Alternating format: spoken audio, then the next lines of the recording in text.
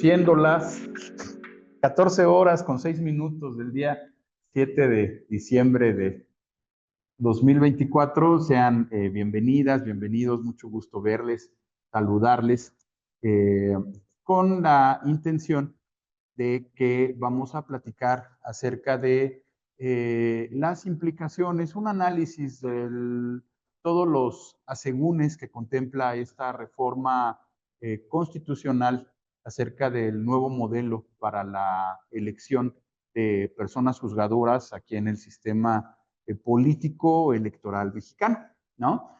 Como ustedes saben, a manera de introducción, no abundaré mucho en eso, pero la idea es de que pues acabamos de pasar en el mes de septiembre por un proceso de reforma constitucional que ha modificado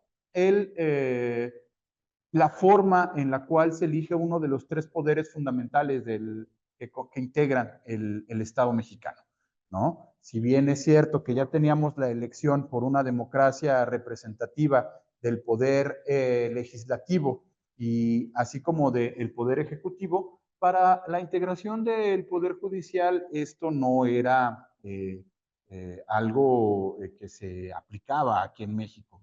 De hecho, es algo innovador y novedoso a nivel global. El sistema que está intentando México de elección de personas juzgadoras en todos sus ámbitos a nivel federal y local es algo inédito a nivel mundial, ¿no? Entonces, esto conlleva también una serie de reformas y de marcos de aplicación de procedimientos que tienen que bajar para la ley aplicable en la materia, que en este caso es la Ley General de Instituciones y Procedimientos Electorales. Independientemente de la parte política que ya está mucho más que discutida y analizada de qué implicaciones tendría esta reforma al Poder Judicial, ¿no? Ya viene la parte operativa de cómo es que esto va a bajar al momento de las urnas. Les voy a... Bueno, todavía no. Primero, haciendo remembranza, hablamos de acerca del 15 de septiembre de este año, 2024, todavía se publica en el Diario Oficial de la Federación la reforma constitucional, ¿no? A distintos articulados de la Constitución, entre ellos los referentes al Poder Judicial del 94, el 97, el 105. Víctor, bienvenido. Cristian. Después viene la reforma a la Ley General de Instituciones y Procedimientos Electorales un mes después. Esta se publica el 14 de octubre. Como ustedes saben, en materia electoral, la columna vertebral del proceso electoral es la LEGIPE, la Ley General de Instituciones y Procedimientos Electorales. Es más, ¿no? Dentro de esta ley general, pues ya contempla todo lo referente a la elección de personas como son diputados, senadores y titular del Poder Ejecutivo, ¿no? Cada una de las entidades federativas tiene su constitución y además tiene sus leyes generales, leyes secundarias en las entidades federativas respecto de cómo va a funcionar los procesos electorales.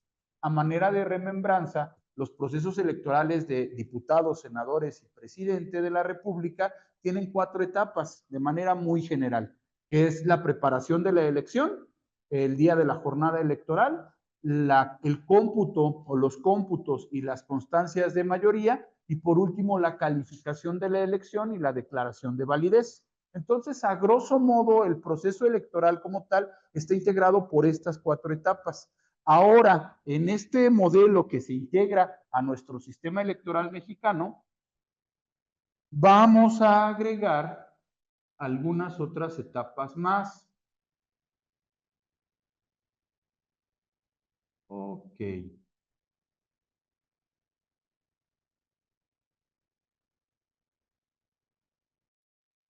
Hice algunas capturas de pantalla, también coloqué algunos cuadritos por acá para que hay algunas cosas que igual y no se creen, pero ya créanme que no lo digo yo, ¿no?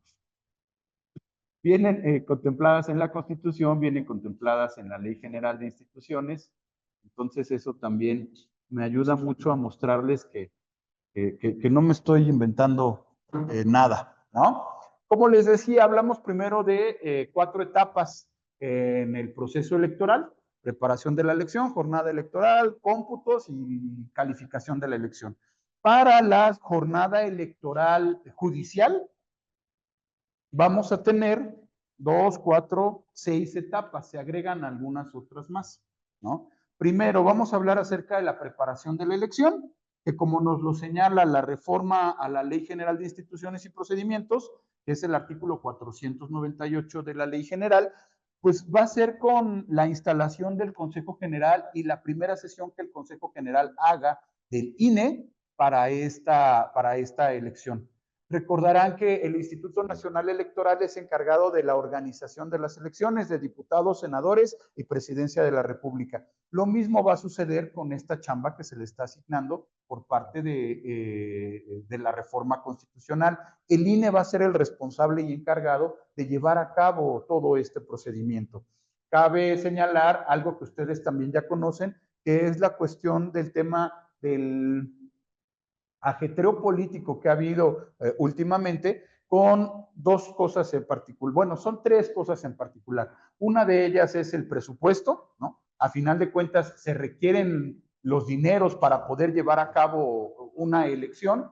Se está calculando o se está midiendo dependiendo de cuánto han costado las elecciones anteriores. Esto es importante tenerlo presente. Del presupuesto que se le otorga a los institutos electorales, ya sea al nacional o a los locales, casi la mitad del presupuesto se asigna a través de las prerrogativas que se le bajan a los partidos políticos. Entonces, en eso ya hay un cierto margen con el cual se puede jugar o se puede contemplar respecto del presupuesto, pero a final de cuentas va a costar lana, ¿no? Lo que está proyectado originalmente eran 13,000 millones de pesos, ¿no? Suena como a mucho dinero, ¿no? Después, por parte de las negociaciones que ha habido, Cámara de Diputados, recordaremos que la Cámara de Diputados es la encargada de la aprobación del presupuesto de egresos para el próximo ejercicio fiscal, ¿no? Cámara de Diputados, pues no le dan las cuentas e incluso tienen poco tiempo para llevar a cabo estas modificaciones, porque constitucionalmente tienen hasta el 15 de diciembre para poder aprobar el presupuesto que se va a utilizar en el 2025. Entonces están a escasos 8 días de poder concluir con esta etapa de trámite, ¿no? Al final de la última información que encontré preparando esta plática con ustedes, han reducido 4,000 millones de pesos por parte del INE, ¿no? En estas comparecencias, estires y aflojes que hay en Cámara de Diputados. Fue la presidenta del INE, Guadalupe Tadei, me parece que la semana pasada, se reúne con la Comisión de Presupuesto de Cámara de Diputados, explica cómo es que está funcionando, si le ponen más, si le ponen menos. En realidad, pues el coste de una elección, pues no es barato, ¿no? La idea es de que ciertos modelos o el proceso probado que tenemos en México del sistema electoral pasa por muchas etapas en esto de la preparación de la elección. Se dice fácil en el sentido de que, bueno, es una etapa y que inicia en septiembre del año inmediato anterior al de la elección y termina el día de la jornada electoral. Bueno, sí, pero dentro de todo ese proceso viene la parte, primero, pues de imaginar cómo van a ser los materiales, los documentos, la producción de la logística. Las mesas directivas de casilla, pues sí necesitan una mesa realmente física en donde se van a colocar las boletas, las urnas, encontrar a las personas que van a ser las funcionarias de las mesas directivas, insacularlas y contratar al personal que va a hacer esa labor de ir a su casa a buscarlos, a notificarles, a capacitarles, a apoyarles en todo lo que tiene que ver con el día de la jornada electoral. Además de que también existe una figura que creo que algunos de ustedes ya las conocen, que es el tema de los consejos distritales. Normalmente nosotros en México estamos acostumbrados a que por desconfianza o para dar mayor legitimidad a cada una de las actividades que va a realizar una institución gubernamental, lo que se pretende es que se involucre la ciudadanía para que la ciudadanía de primera mano verifique, vigile, califique, participe, opine, observe respecto de lo que se está llevando a cabo, ¿no? Entonces, en esa intención también existen consejos distritales, ¿no? También necesitan una logística. Estas personas consejeras tienen recursos materiales a su cargo, tienen también la recepción de una dieta, ¿no? Por las funciones que realizan de consejería. Entonces, todos estos procesos pues, tienen que ver con la parte de operatividad de la preparación de la elección, que cuestan un dinero pues, para todas y todos, ¿no? No quitamos de lado, no dejamos de lado que dentro de la preparación de la elección, también en el Poder Judicial va a haber campañas, ¿no? Para las personas candidatas que pretendan algún lugar en el Poder Judicial, va a haber un periodo de campaña que está contemplado constitucionalmente que va a ser de 60 días, ¿no? Es equiparable al periodo de campaña que hay en una candidatura para diputados federales. Una diputación federal tiene 60 días de campaña. Lo mismo va a suceder para estas candidaturas de las personas juzgadoras. Estamos hablando de un universo para esta elección, porque como ustedes saben, estamos hablando de que va a haber dos momentos en las cuales para el 2027 se tiene que renovar en su totalidad a las personas juzgadoras, ministras de la Corte, magistradas, juzgados de distrito y magistraturas electorales, eso a nivel federal. También tenemos que no dejar de lado que esta reforma constitucional en lo federal va a impactar en las entidades federativas. También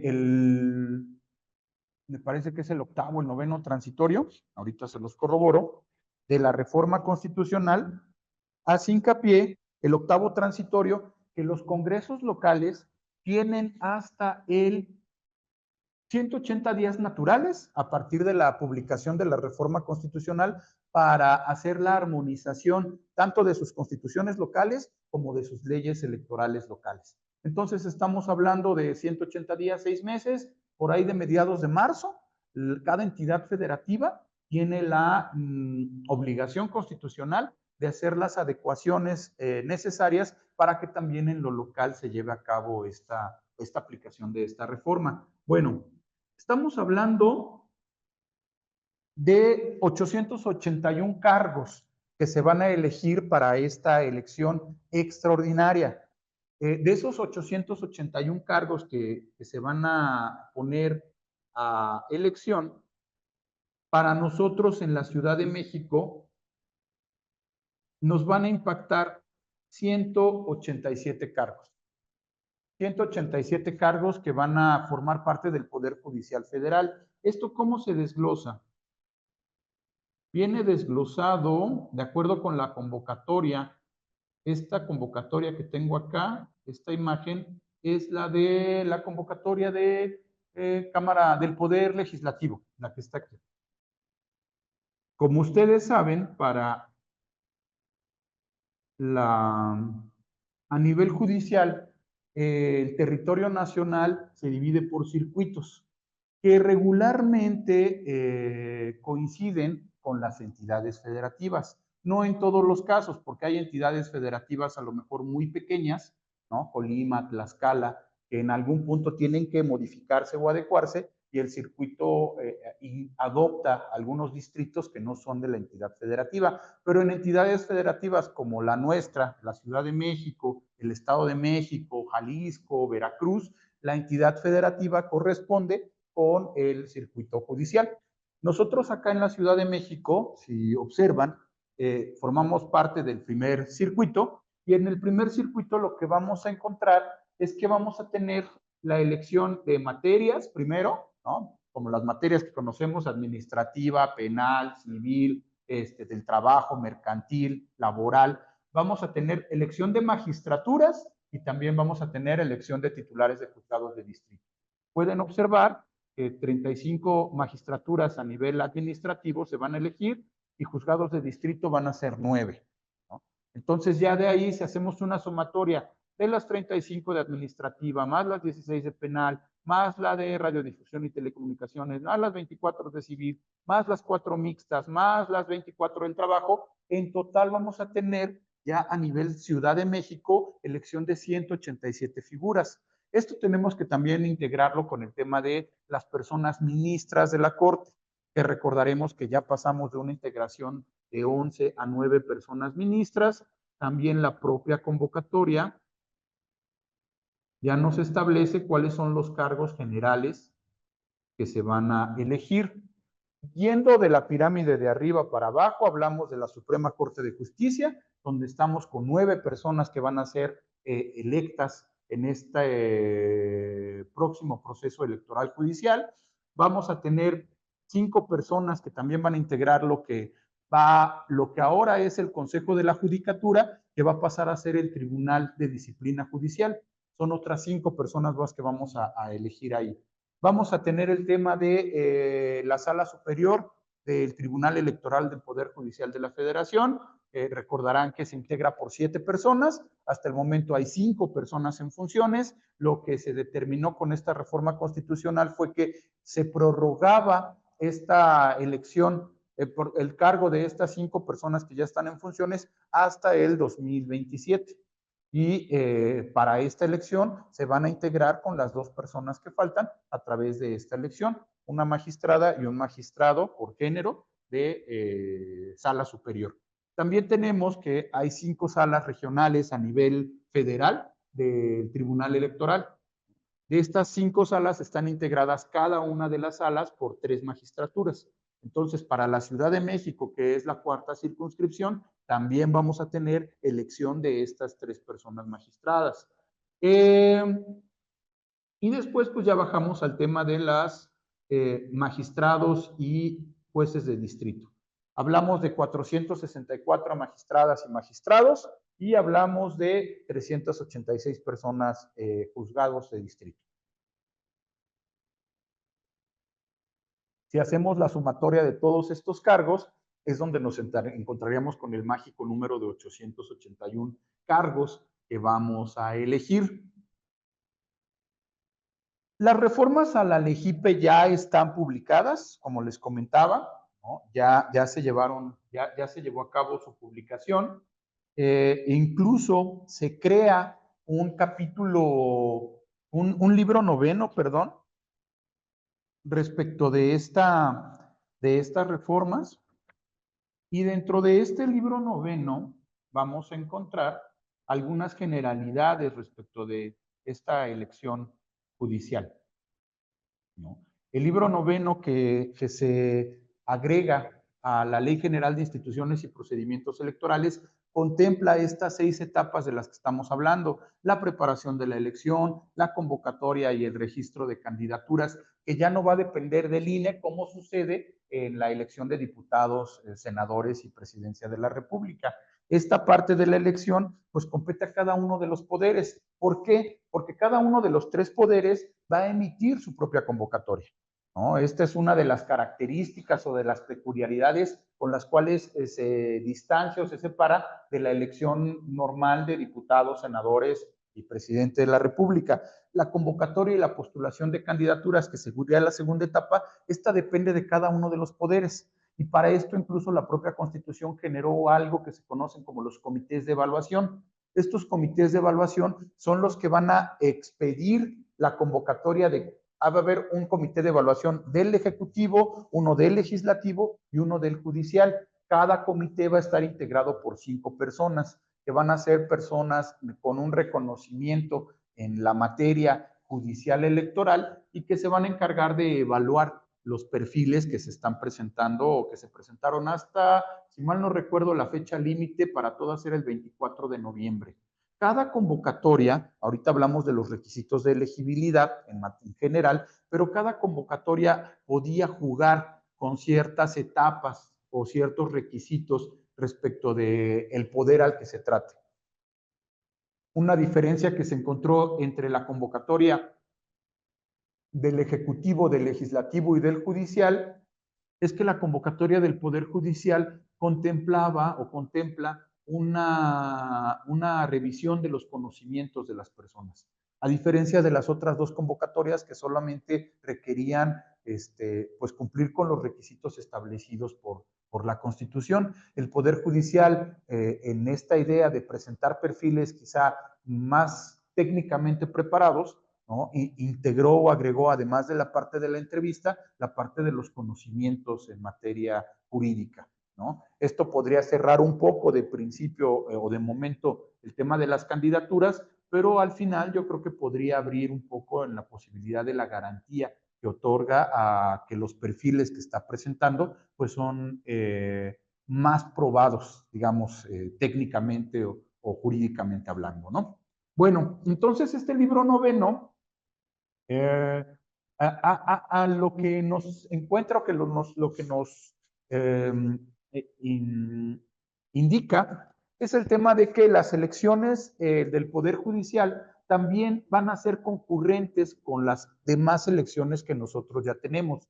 Esta de 2025 es un caso especial y se va a tomar en consideración como una elección extraordinaria, ¿no? Regularmente la elección de juezas, jueces, magistrados va a ser el mismo día que se lleve a cabo la jornada electoral cada 3 años de los demás cargos que nosotros ya conocemos. Entonces vamos a tener una elección judicial en 2027, otra en 2030, otra en 2033 y así consecutivamente, ¿no?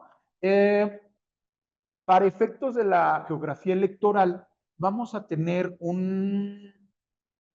para la elección, primero de saque vamos a hablar de lo nacional, que es donde van a entrar las personas integrantes del Tribunal de Disciplina Judicial. Esas van a ser electas a nivel nacional.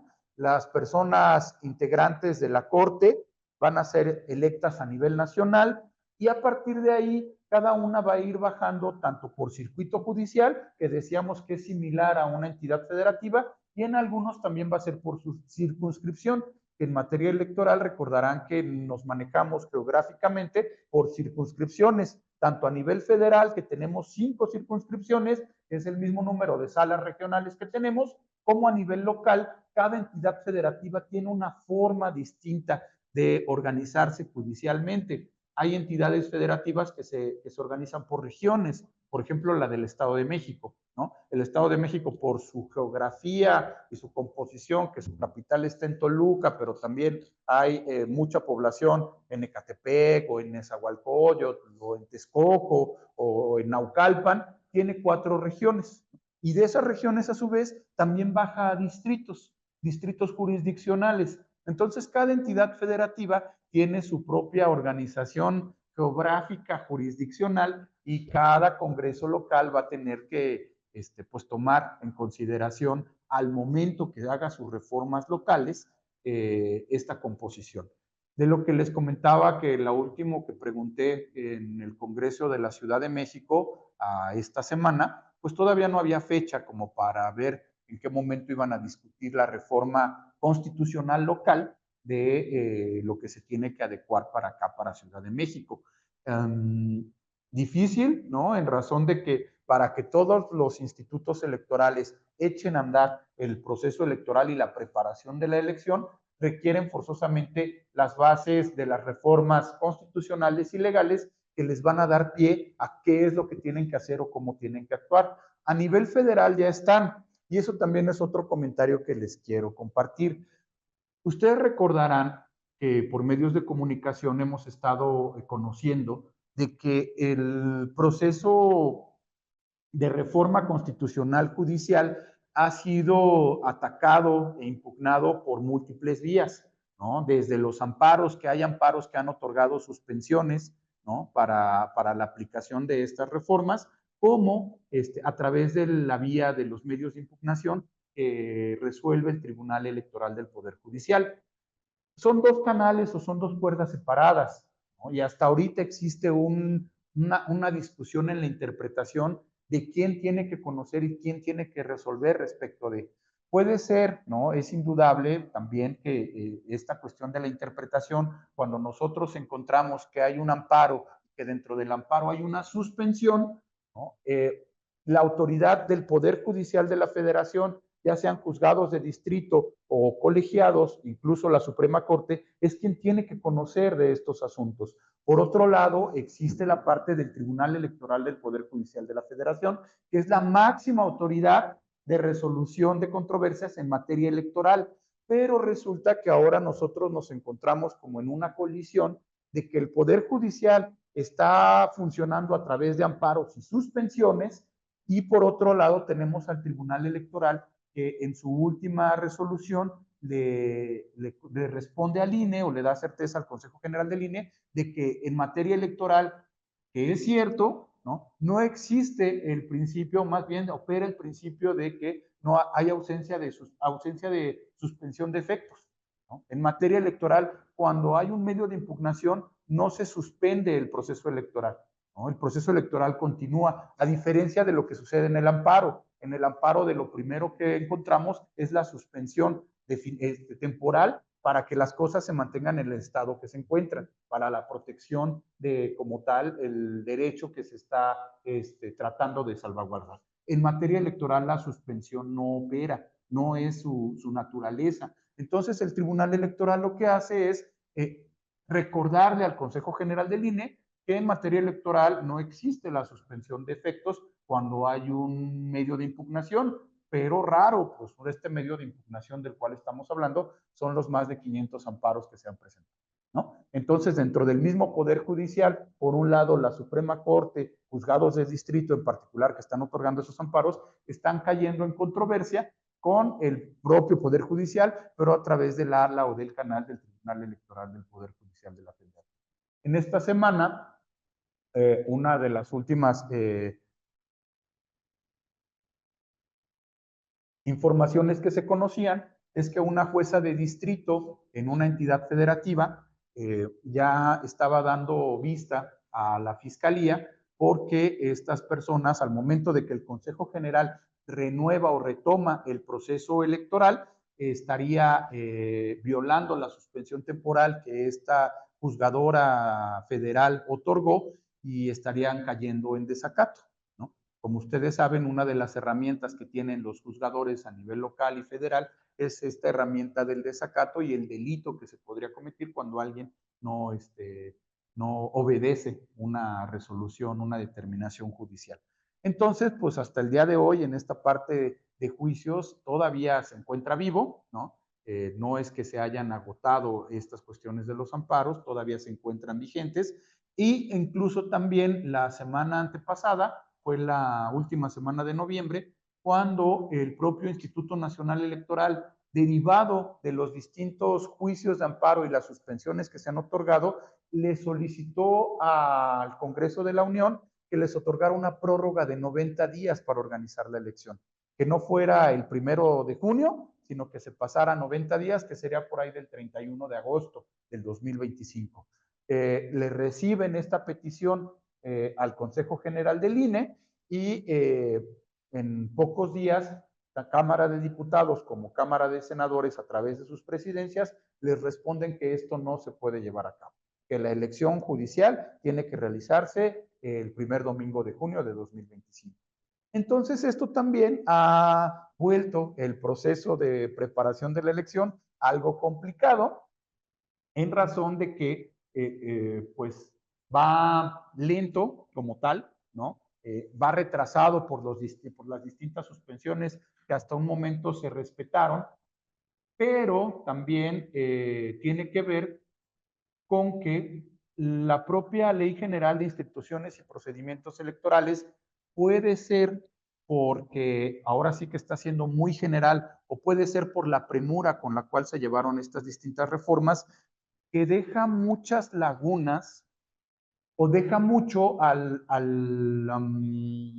la cancha de la autoridad electoral para que sea a través de lineamientos, ¿no? Que regule cómo es que van a llevarse a cabo distintas etapas del proceso electoral que pues son trascendentales o son muy importantes. Un ejemplo de esto lo tengo por acá, el tema del artículo 515 de la Ley General de Instituciones y Procedimientos Electorales. Por cada tipo de elección se empleará una sola boleta que contendrá la siguiente información general. Cargo para el que se postula la persona candidata, la entidad federativa, el primer apellido, el segundo apellido, nombre, numerados y distribuidos por orden alfabético y progresivo, distinguiendo la autoridad postulante y las candidaturas de las personas juzgadoras que estén en funciones en los cargos a renovar. La boleta podrá incluir además el sobrenombre con el que se conoce públicamente a las personas candidatas y firmas impresas de las personas titulares y del Consejo General y la Secretaría Ejecutiva del INE.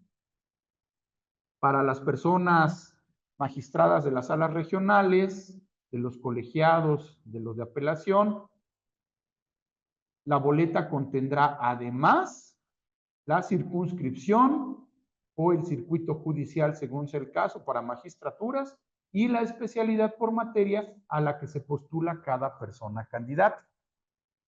Como verán, esta boleta pues debe de reunir ciertos requisitos y características que hasta el día de hoy el Instituto Nacional Electoral no tiene un modelo de boleta electoral, ¿no?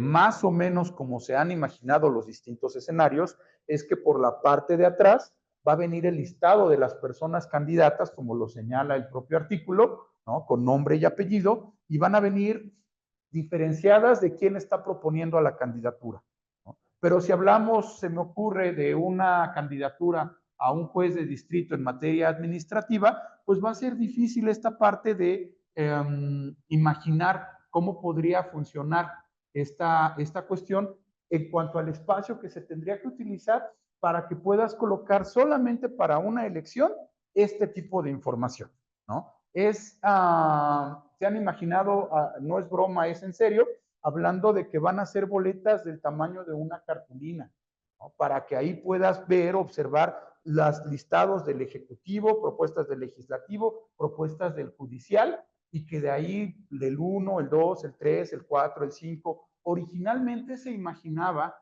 que podía ser a través o que se tenía que colocar el nombre de la persona candidata por la cual tú ibas a votar, ¿no? Esto a lo mejor, hablando de 187 cargos a nivel judicial, que habíamos dicho Ciudad de México, imagínense colocando 187 nombres, una persona, y esto solamente estamos hablando de lo federal, todavía faltan los cargos en lo local, que sería una distribución más o menos similar, ¿no? Si hablamos de magistrados en materia administrativa, para la sala penal, para la sala civil, para la sala, en fin. Entonces, hasta ahorita no hay una respuesta, una resolución al respecto, ¿no? Se ha complicado un poco esta parte logística. Ya tenemos la parte de la reforma a la ley, pero aún falta cómo va a ser la aplicación de esto.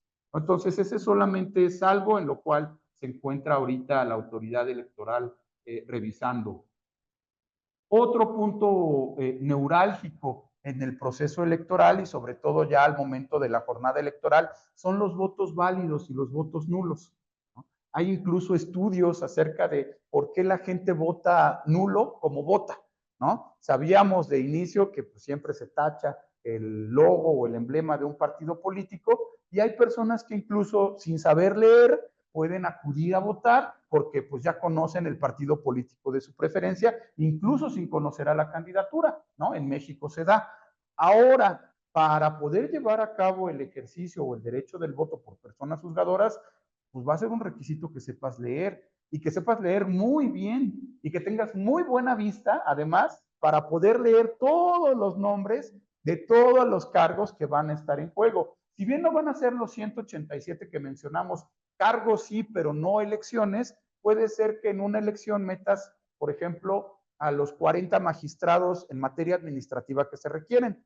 Ya no van a ser 40 boletas, sino va a ser una, y en esa pues van a salir las 40 magistraturas, ¿no? Ya reduces un poco los útiles que vas a requerir para esa elección, pero con todo y eso va a ser muy complicado poder aprenderte el número de la persona, porque además va a ser por sorteo y puede suceder de que una persona no está prohibido que sea propuesta por los tres poderes, que sea propuesta por el Poder Ejecutivo, pero también venga el listado del Legislativo y también venga en el del Judicial, ¿no? Pero en el del Ejecutivo venga en el listado 5, en el del Legislativo venga en el 7 y en el Judicial venga en el 2, ¿no? Entonces también hacer esa parte de la sumatoria de los votos, ¿no? Que nosotros en lo electoral le llamamos cómputo, se contará un voto válido por marca o asiento que realiza la persona votante en el recuadro de una misma boleta en favor de una candidatura claramente identificable, con independencia de que puedan emitirse dos o más votos por diversas candidaturas contenidas en una misma boleta, ¿no? Esto por más que lo leo, lo releo, lo vuelvo a leer, no me imagino hasta el día de hoy cómo se va a poder llevar a cabo. y lo que sí hay que tener mucho cuidado para las personas que les toque ser primero para las personas que sean las capacitadoras que van a ir a capacitar a los funcionarios de mesa directiva de casilla. Después, para los que les toque ser funcionarios de mesa directiva de casilla. Y por último, para las personas que les toque hacer los cómputos distritales, van a tener que deben de tener mucho cuidado en cómo es que van a llevar a cabo estos cómputos, porque se va a prestar mucho a que haya muchos votos nulos. Si de manera general hay votos nulos por las personas que a veces se equivocan o no saben votar con las distintas combinaciones que puede haber de candidaturas comunes, ¿no? En esta cuestión va a ser algo mucho más complejo, ¿no? Porque va a ser muy factible que las personas ya no digamos pongan el nombre, porque creo que a lo que se ha avanzado es que va a ser el número que aparezca en el listado, dependiendo de la elección que sea. Puede suceder porque en la Ciudad de México tenemos el ejemplo de algo, no sé si alguno de ustedes ha hecho el ejercicio, de votar para la integración de comisiones de participación comunitaria, las famosas COPACOS, o a los proyectos de presupuesto participativo. Estos proyectos y estas personas COPACOS no se vota por ellas por nombre y no tienen partido político. A ellas se les asigna un número aleatorio. El rango de votos nulos de número aleatorio es muy alto, ¿no? ¿Por qué? Pues porque a lo mejor no tenemos todavía esa habilidad o son muy complejos los materiales que la autoridad electoral presenta, ¿no? Entonces, también hay que tener como mucha cuidado o atención en esta parte del proceso electoral que va a ser los votos nulos, ¿no? Entonces, ya está en la ley, pero vamos a esperar a ver cómo se materializa a través de los lineamientos que el propio Instituto Electoral nos mande, ¿no? Hay otra nueva modificación dentro del proceso electoral que también hay que tomar en consideración. Les decía que cada distrito electoral cuenta con algo que se llaman consejos distritales. Están integrados por una presidencia, por una secretaría y por personas ciudadanas que se integran como consejeras y consejeros a los consejos distritales. Estos consejos distritales, en una elección de presidencia, jefatura de gobierno, diputaciones, se instalan en lo federal. El domingo votamos, se cierra la casilla, se hace el escrutinio y cómputo en casilla, se guardan todos los documentos, se generan las actas de los paquetes y esos paquetes electorales se trasladan a los consejos distritales. En los consejos distritales del INE se reciben, se guardan en la bodega electoral y se cita para el miércoles siguiente a las 8 de la mañana para hacer el cómputo distrital. Eso se hace a nivel federal de manera ordinaria. Ahora, con esta reforma a la Ley General de Instituciones y Procedimientos, no sé si así lo pensaron o no sé si se les fue, ¿no? El artículo 531 de la LEGIPE señala: los consejos distritales realizarán el cómputo de las boletas, de las actas que contengan la votación de las elecciones a partir de la llegada del primer paquete y concluirán hasta que se reciba y compute el último paquete. O sea, esto quiere decir de manera ininterrumpida. Si el domingo a las 10 de la noche llega el primer paquete, los consejos distritales del INE tendrán que empezar a abrir los paquetes y llevar a cabo los cómputos distritales. Esto es una diferenciación que hay, por ejemplo, con el Instituto Electoral de la Ciudad de México. Una de las innovaciones o diferencias que tiene el Instituto Electoral de la Ciudad de México es que funciona como lo establece ahorita la LEGIPE. Llega el primer paquete de lo local, ¿no? De una elección de alcaldía, por ejemplo, y lo que se hace es que ese consejo distrital se pone a trabajar y realiza el cómputo de manera ininterrumpida. Entonces los cómputos en lo local inician el domingo a las 10, 11 de la noche, terminarán el lunes, el martes, porque son ininterrumpidos, ¿no? En lo federal, lo que sucede es que primero se reciben todos los paquetes, se guardan en las bodegas y el miércoles a las 8 de la mañana inician los cómputos de presidencia, diputaciones y senadurías. Con esta reforma que contempla el INE, pareciera que primero se va a hacer el cómputo distrital de personas juzgadoras, terminando ese, se cita como viene en la ley el miércoles a las 8 de la mañana para continuar con el cómputo distrital de personas de diputación, senadurías, presidencia de la República. Pero lo que observo de esto es que al final de cuentas los documentos, las actas, las boletas van a venir en los mismos paquetes, ¿no? Entonces, no sé cómo podría ser la manipulación para conservar la cadena de custodia, de decir, mira, las actas de lo judicial, esas sí las voy a tener aquí, las actas del Ejecutivo y del Legislativo, esas sí las guardo, las meto a la bodega y nos vemos el miércoles, ¿no? No sé cómo operativamente esto podría suceder, pero bueno, está contemplado por la ley, ¿no? Entonces, más o menos, en general, estas son algunas de las reformas que se están llevando o que se llevaron a cabo y se impactaron en la LEGIPE y que considero que van a tener una implicación en la práctica respecto de la organización de esta próxima elección, ¿no?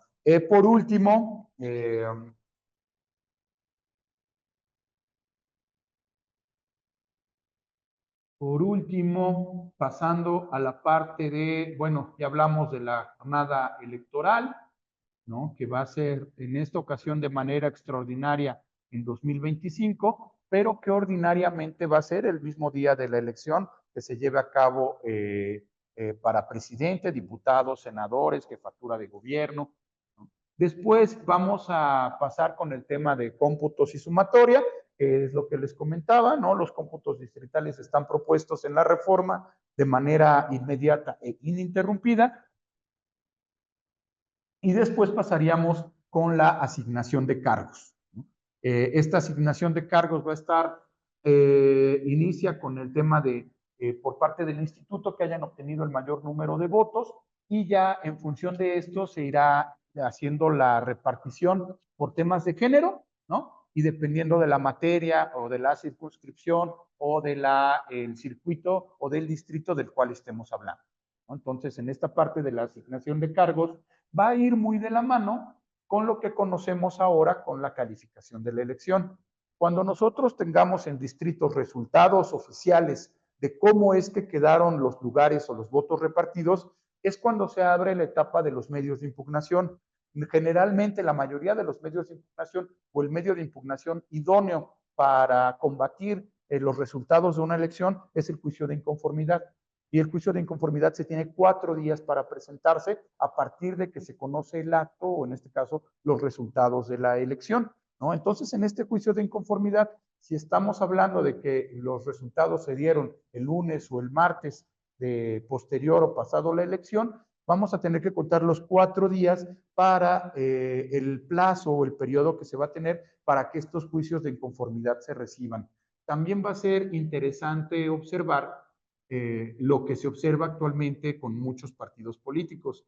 Los partidos políticos generalmente presentan medios de impugnación, juicios de inconformidad, porque es parte de su procedimiento, ¿no? O sea, como así no, las autoridades tienen que agotar todas las etapas del proceso, como que es una consigna por parte de los partidos políticos presentar juicios de inconformidad, demostrando o agotando sus instancias, ¿no? Demostrando que ellos están haciendo el trabajo y yendo hasta la última instancia para poder comprobar que efectivamente el trabajo político de representación se realizó, ¿no? Ahora, imaginándonos que los consejos distritales al día de hoy están integrados por una persona presidenta, una persona secretaria, 6 personas consejeras, en esta ocasión para la elección judicial no va a haber representación de los partidos políticos, pero sí tendría que haber representación de las candidaturas que van a contender, ¿no? Un candidato siempre tiene el derecho a tener una representación dentro del órgano el cual está decidiendo su futuro, en este caso electoral,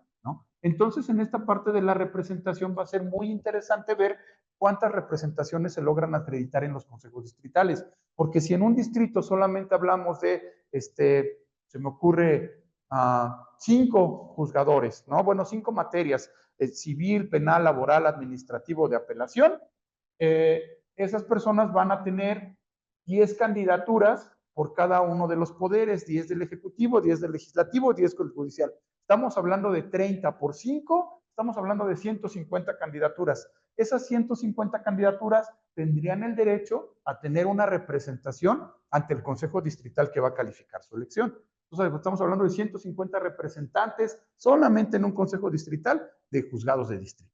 Ya no digamos de magistratura, ya no digamos de el tema de ministros de la Corte, ¿no? Que cada uno tendría que tener este derecho a la representación para poder en su momento presentar medios de impugnación para salvaguardar los derechos que consideren vulnerados durante la preparación de la elección o la propia jornada electoral. Entonces, esto también va a ser un reto, ¿no? La acreditación de las representaciones de las candidaturas también va a ser un reto y va de la mano con la última etapa del proceso electoral judicial, que es el de la calificación de la elección.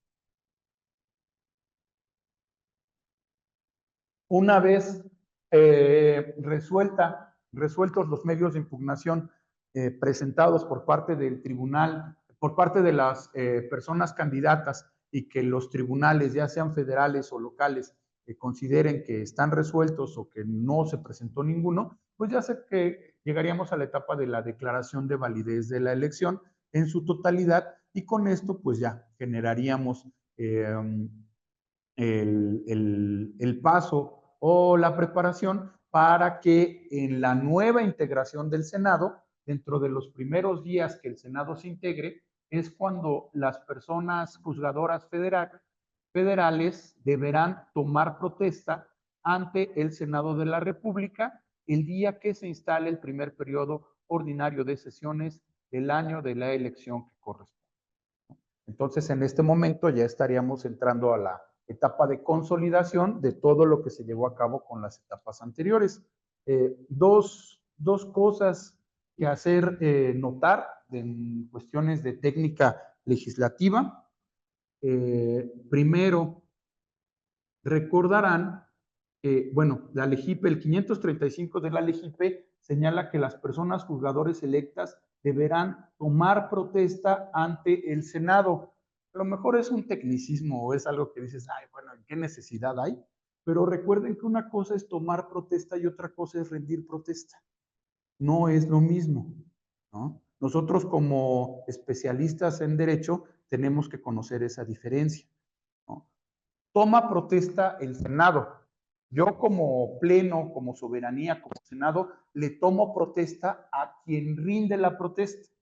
La persona que juzgadora que ganó la elección y que va a rendir el cargo, ¿no? que va a rendir la protesta, es quien se compromete, quien se obliga, ¿no? Entonces, una cosa es rendir protesta y otra cosa es tomar protesta. Toma protesta quien recibe la protesta de quien la está rindiendo, ¿no? Entonces, acá lo correcto sería quien asume el cargo, rinde protesta, ¿no? Se compromete, se obliga, protesta el cargo como tal. Quien recibe ese compromiso es quien toma la protesta. Es algo similar como lo que sucede con ofrecer y pedir disculpas, ¿no? O sea, cuando decimos, es que estoy pidiendo disculpas, ¿no? Entonces, no, lo que yo estoy haciendo, yo me equivoqué, yo ofrezco las disculpas, ¿no? Y quien fue la parte agraviada recibe mis disculpas, ¿no? Entonces, más o menos va en ese sentido, es una cuestión. Y otra cuestión que también quedó como volando en la reforma constitucional, pero se los hago de su conocimiento, es el tema de que si recordamos en el artículo 41, hablamos de, en el numeral cuarto, la renovación de los poderes ejecutivo y legislativo se realizará mediante elecciones libres, auténticas y periódicas, ¿no? Esto lo pueden observar al día de hoy en la Constitución.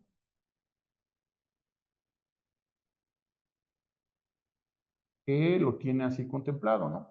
La renovación de los poderes legislativo y ejecutivo se realizará mediante elecciones libres, auténticas y periódicas.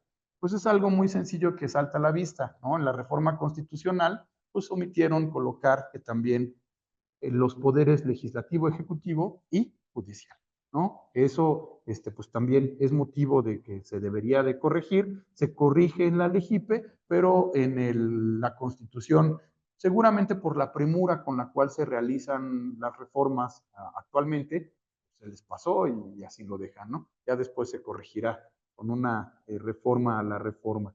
Por último, ya para ir cerrando acerca de estos asegúnes de la reforma o del proceso electoral judicial, pues hay ciertas cuestiones que hay que tomar en consideración. Primero, va a ser muy interesante ver el nivel de participación que va a haber en esta próxima elección. Va a ser muy difícil, y creo que con ustedes ya lo hemos analizado en algunas ocasiones, hay personas que no conocemos siquiera cuál es el nombre de nuestro diputado local, de nuestro diputado federal. Algunos conocemos a nuestro alcalde, ¿no? A la jefatura de gobierno o la presidencia son los más comunes, pero hay algunos otros que de verdad pues no figuran, ¿no?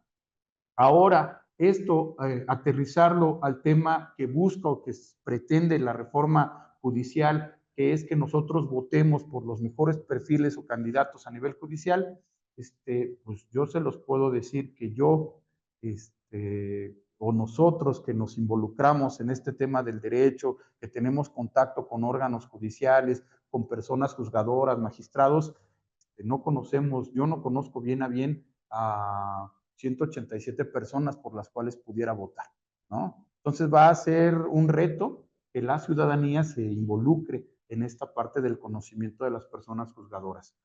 ¿Cuánto tiempo se llevará una persona en votar? Los ejercicios que se han hecho a nivel local en organización del Instituto Electoral, pues es que una persona más o menos para lo local, hablando de unas 20, 25 boletas, estarán tardándose los más avispados 25, 30 minutos en votar, ¿no? Y los que más se tardan, 45 minutos, una persona en votar todo este cúmulo de papeletas, boletas que se están proyectando por las cuales se podría votar, ¿no? Entonces va a ser un reto este tema de cuánto tiempo se va a llevar una persona en votar, y esto pues es un riesgo en razón de que pues a lo mejor las filas o las personas que quieran votar pues se van a ir desanimando, ¿no? En razón de decir, no, pues llevo aquí 3 horas formado, ya hasta me bajó la presión, el azúcar, ya me estoy insolando, yo ya me voy a mi casa, ¿no? Entonces eso también es un riesgo que se tiene que tomar en consideración a la hora de la jornada electoral. Eh, para las personas juzgadoras que actualmente están en funciones, también yo considero que se está rompiendo un principio de equidad en la contienda. ¿Qué sentido? Está contemplado que también las personas juzgadoras que van a participar en la renovación o van a contender también a un puesto de renovación, van a tener los mismos 60 días de campaña. Pero yo me pregunto en qué momento van a hacer campaña si están llevando a cabo su función ordinaria de juzgar, ¿no?